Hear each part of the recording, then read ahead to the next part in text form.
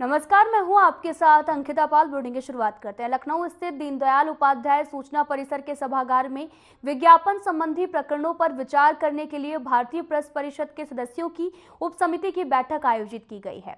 इस मौके पर विज्ञापन उप समिति के संयोजक सरदार गुरिंदर सिंह, सदस्यगण श्याम सिंह पवार और आरती त्रिपाठी ने अखबार मालिकों की समस्याओं को विस्तार से सुना और समस्याओं का निराकरण करवाने का आश्वासन दिया है। भारतीय प्रेस परिषद की उप समिति की बैठक में विज्ञापन संबंधी समस्याओं पर भी विचार विमर्श किया गया है।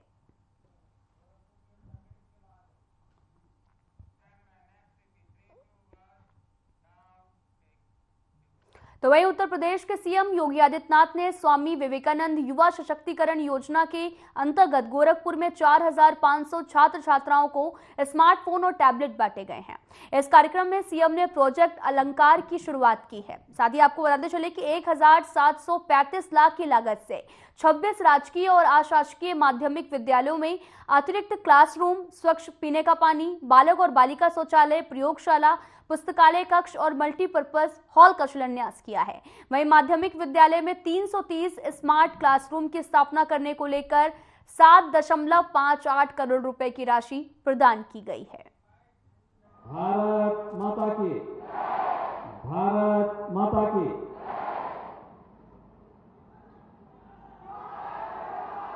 उत्तर प्रदेश की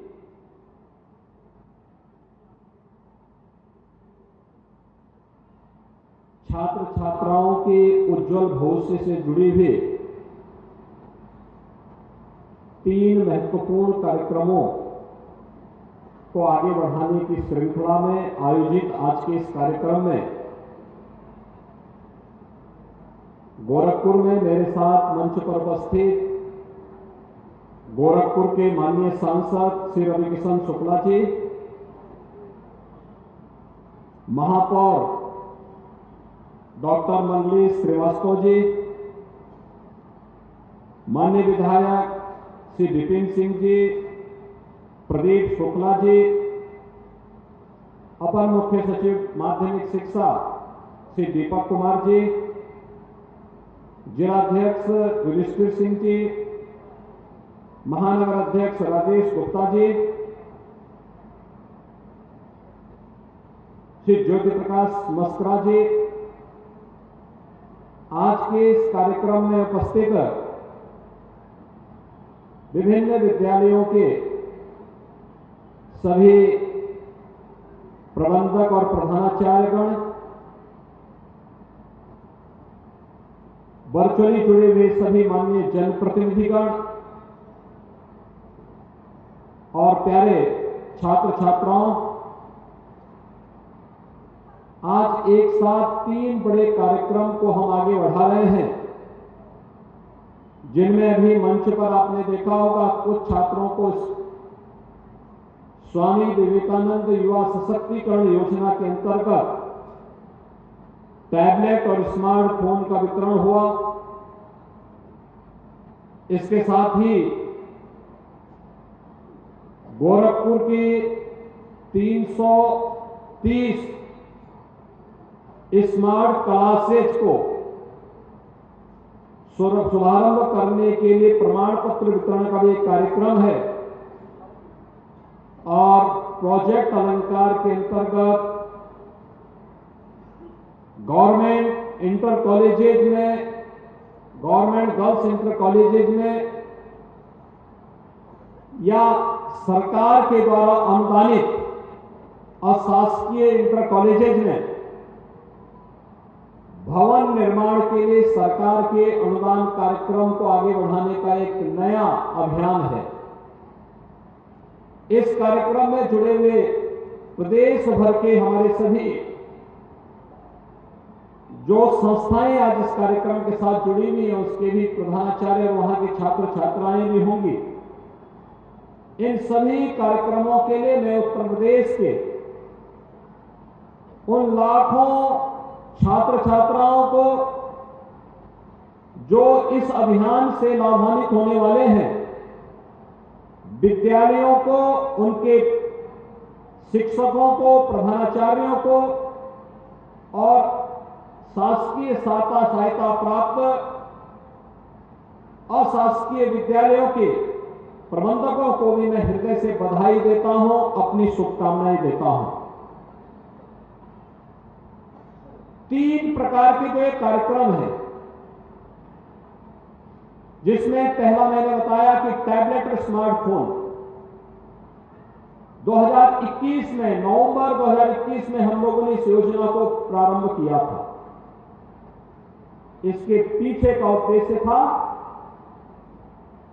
कि हम प्रदेश की अपनी युवा शक्ति को डिजिटली सक्षम बना सके।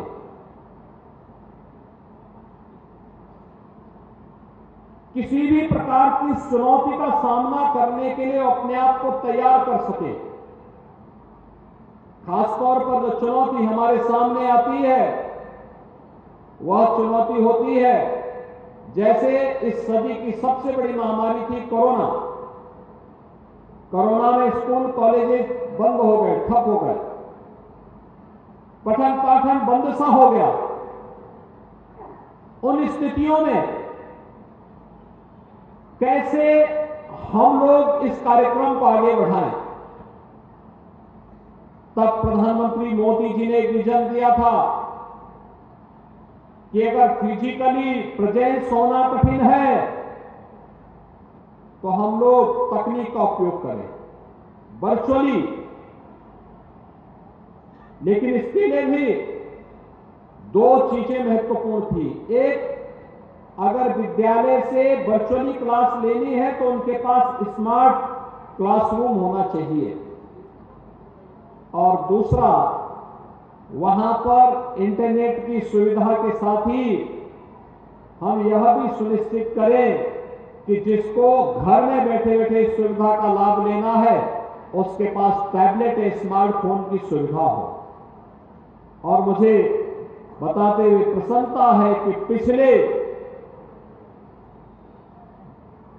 2-3 वर्ष के अंदर हम लोगों ने प्रदेश के अंदर 20 लाख से अधिक छात्रों को अब तक टैबलेट और स्मार्टफोन उपलब्ध करवाने का काम किया है, जिस क्रम में आज गोरखपुर में भी 4000 से अधिक विद्यार्थियों को यह सुविधा उपलब्ध करवाई जा रही है।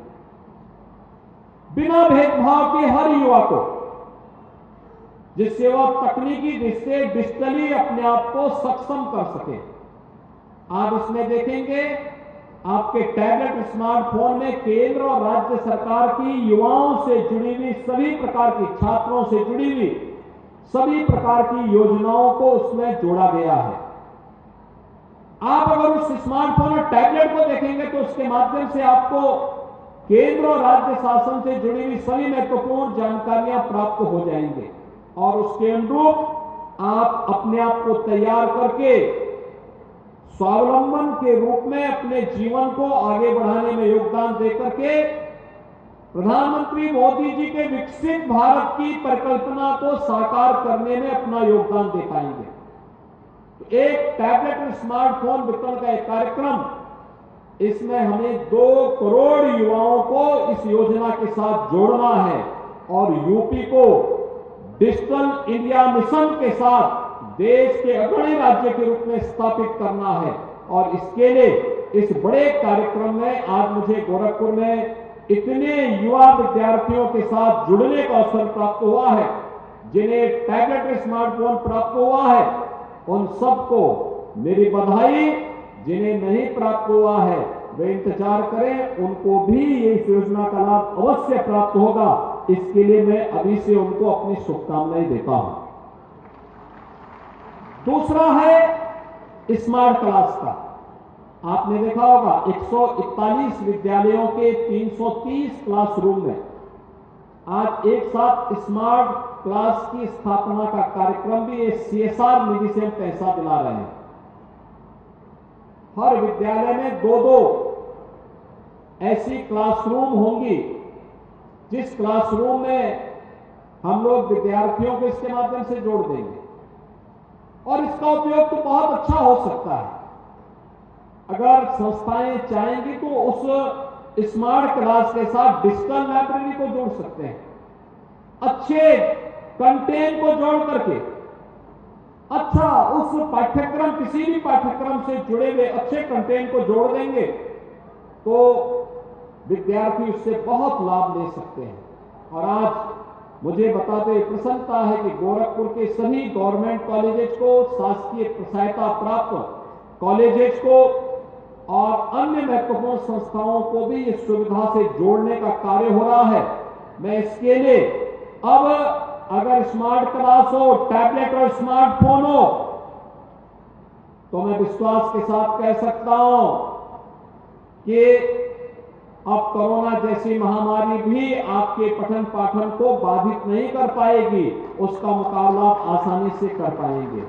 लेकिन याद रखना, एक टैबलेट और स्मार्टफोन रवि किशन की फिल्म को देखने के लिए नहीं है। ये विद्यार्थियों को अपने पाठ्यक्रम के कंटेंट को देखने के लिए, डिजिटल लाइब्रेरी के साथ जुड़ने के लिए और अन्य कार्यक्रमों के साथ। कितने लोगों ने रवि किशन की फिल्म देखी है? उनको देख के मत खड़ा करना हाथ, वैसे बताओ,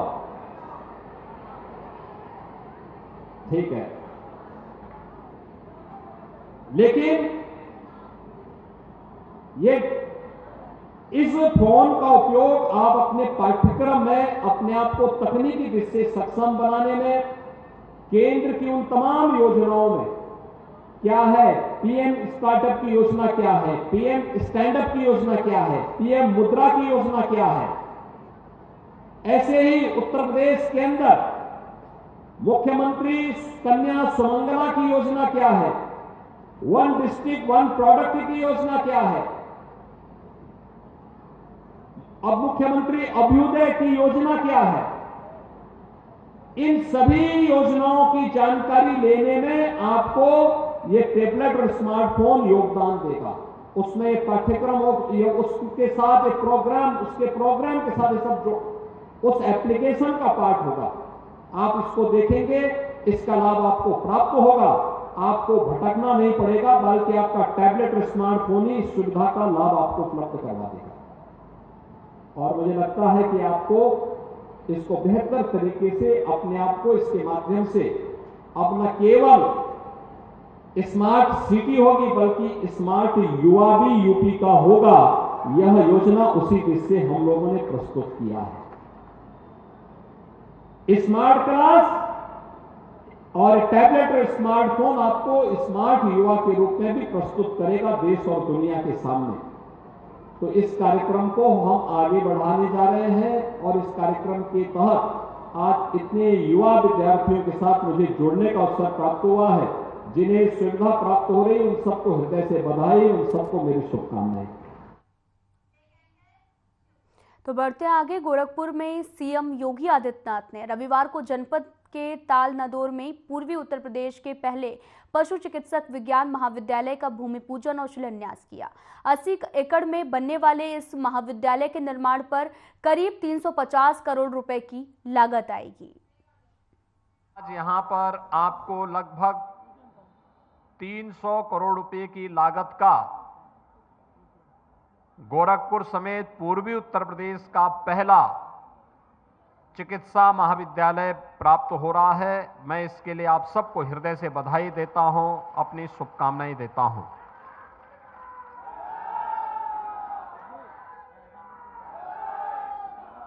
आप इसका अनुमान इसी से लगा सकते हैं कि जो हमारा ये दक्षिणांचल का क्षेत्र विकास के पैमाने पर पिछड़ सा गया था, आज डबल इंजन सरकार के कारण विकास की एक नई रफ्तार के साथ आगे बढ़ रहा है। और विकास की रफ्तार भी कैसे, गोरखपुर से वाराणसी मार्ग 4 लेन का हो गया है। यहां पर ये चिकित्सा महाविद्यालय, पशुओं का चिकित्सा महाविद्यालय स्थापित हो रहा है। 80 एकड़ क्षेत्रफल में यह पशु चिकित्सा महाविद्यालय स्थापित होगा और बनने के बाद फिर इसमें विश्वविद्यालय बनने की एक सामर्थ्य होगी। गोरखपुर में पहले से 4 विश्वविद्यालय कार्य कर रहे हैं और ये 5वां भी आ जाएगा। ये तब संभव हो पा रहा है जब प्रधानमंत्री मोदी जी के नेतृत्व में देश के अंदर, प्रदेश के अंदर डबल इंजन की सरकार पूरी मजबूती के साथ कार्य कर रही है।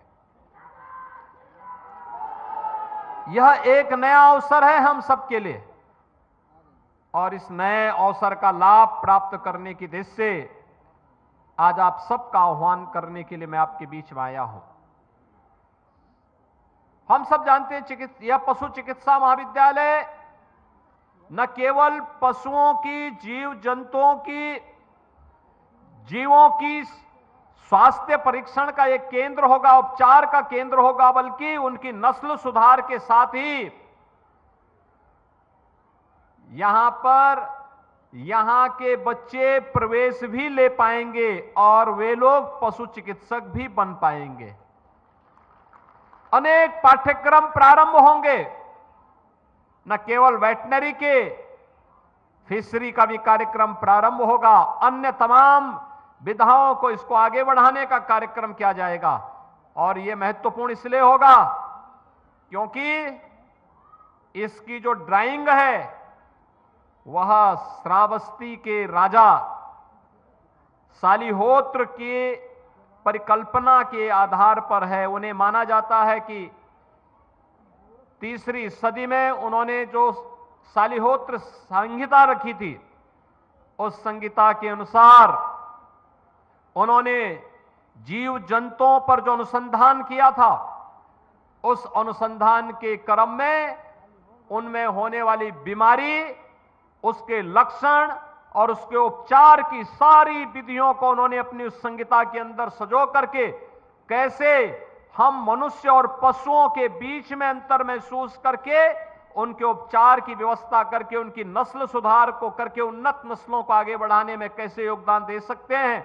और यह कार्यक्रम, यह ड्राइंग उसी आधार पर आगे बढ़ाने का कार्यक्रम के साथ हम लोगों ने यहां पे जोड़ करके इस कार्यक्रम को हम आगे बढ़ा रहे हैं। भाइयों बहनों, आज नया भारत है। प्रधानमंत्री मोदी जी के नेतृत्व में भारत की ताकत का डंका पूरी दुनिया के अंदर बज रहा है। आप मानते हैं ना, देश बदल गया है।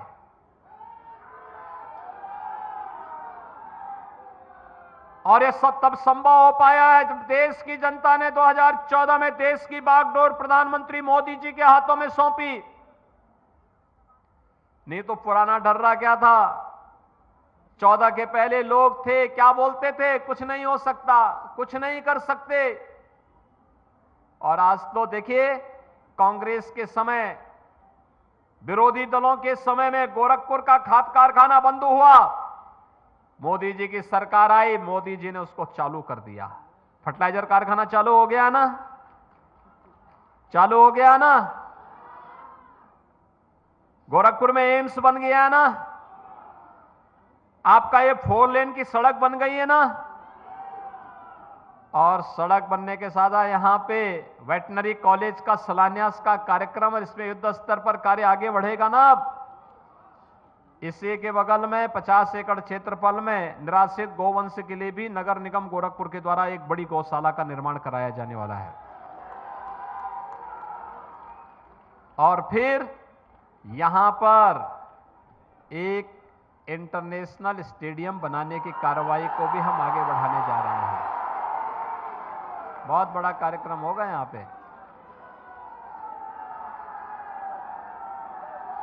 ये जो राही वगैरह घूम रहे हैं ना, इन लोगों को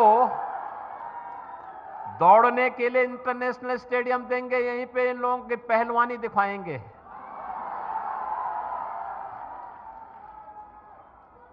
सब लोग समझ रहे हैं ना अब। और इस समझ को चुनाव तक बनाए रखना है, क्योंकि चुनाव में फिर एक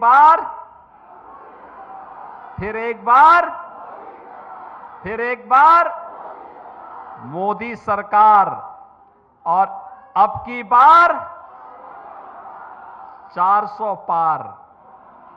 अब की बार सब लोग तैयार हैं?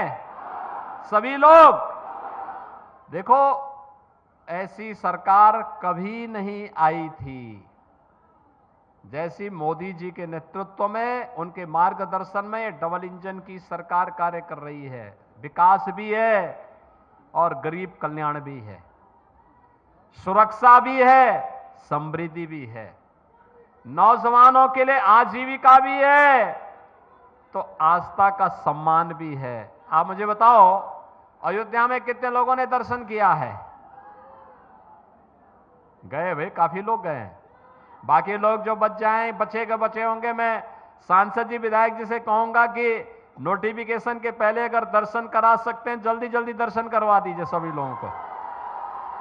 आप मुझे बताओ, अयोध्या में भगवान राम का मंदिर का ये सपा और कांग्रेस के लोग बना पाते?